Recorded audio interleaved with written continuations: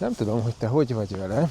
Én gyakran kapom azon magam, hogy basszus, már megint a nap nagy része elment azzal, hogy valami fajta tartalmat fogyasztottam, hogy vagy podcastot hallgattam, vagy YouTube videót néztem, vagy cikkeket olvastam, vagy könyvet olvastam, vagy tehát valami fajta befelé jövő információ volt az agyamnak. Van, aki még tévénézéssel, meg rádióhallgatással is mérgezi magát. Én ezt nagyon régóta már nem értem, hogy miért kellene nekem olyasmit néznem, amit mások szerint kellene néznem. Én ki tudom választani magamnak, hogy milyen zenét akarok hallgatni, és ezt berakom CD-ről, vagy podcaston meghallgatom azt a beszélgetést, amit akarok, vagy megnézem azt a filmet, amit akarok, és nem kell nekem a tévében mások által összeválogatott műsorfolyam.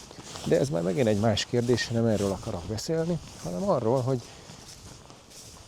hogy szinte folyamatosan van valami bejövő információ az ember fejébe, és hát ez baj. És hogy miért baj?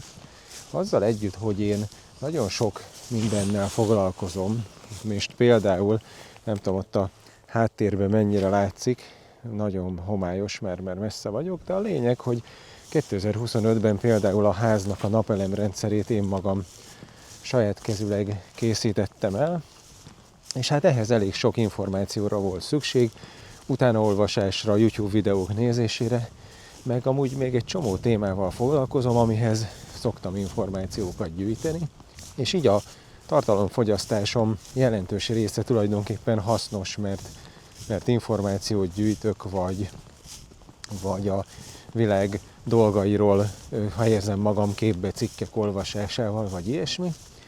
De természetesen szórakoztató tartalmakat is szoktam nézni, azzal sincs semmi probléma. Azzal van a baj, hogyha folyton és folyton le van foglalva az ember agya azzal, hogy befelé jövő információt kell feldolgozzon. És ez azért probléma, mert akkor egyszerűen nem lesz ideje és lehetősége az agynak arra, hogy tulajdonképpen feldolgozza az információkat, és ezeket összegezve új ötletekkel álljon elő. Egyszerűen arról van szó, hogy az agyadnak ahhoz,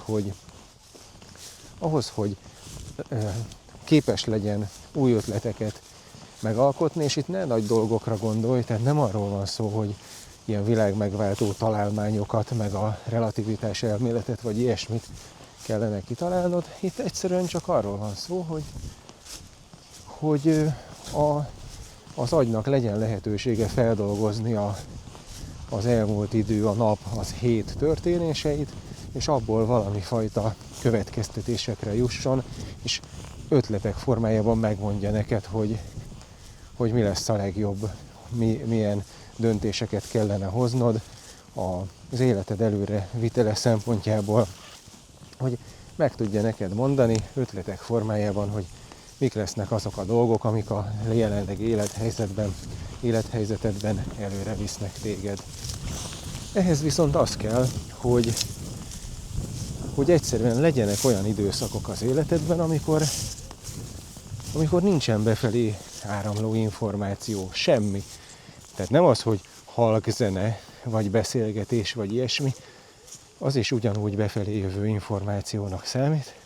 Itt van egyébként a SEO csatorna, hanem semmi.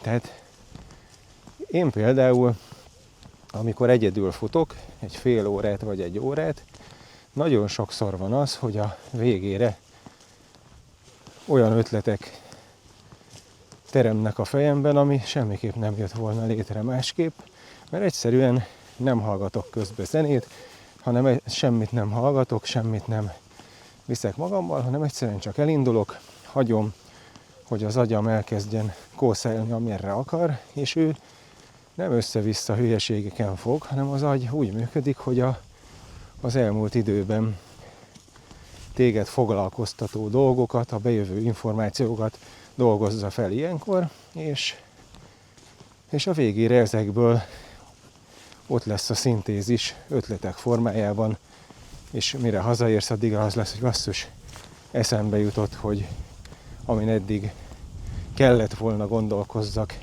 egyszerűen csak eszembe jutott, hogy mit kell tenni, eszembe jutott, hogy mi a jó megoldás, eszembe jutott, hogy hogyan tudom a helyzetemet jobbá tenni. És ehhez csak az kell, hogy megadd a lehetőséget az agyadnak, hogy a gondolatok megteremjenek benne.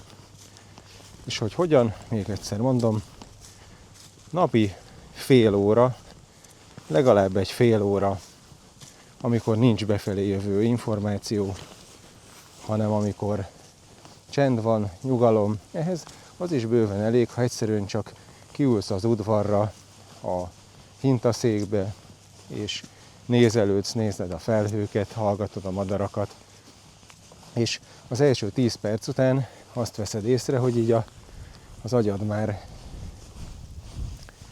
elkalandozott, és ez az elkalandozás a lényege az egésznek, hogy azzal foglalkozzon, amivel akar, azzal foglalkozzon, ami ténylegesen ott hátul tulajdonképpen kellene, hogy téged foglalkoztasson, csak nem hagyod azzal, hogy folyamatosan befelé jövő tartalmakkal leterheled szegény agyad.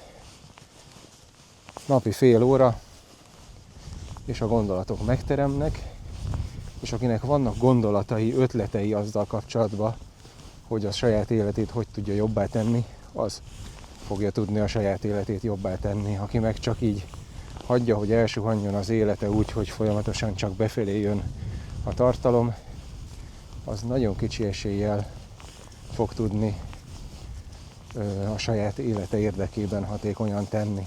Úgyhogy adj lehetőséget az agyadnak, hogy megteremjenek benne a gondolatok. Napi fél óra legalább, hogy ne legyen befelé jövő információ.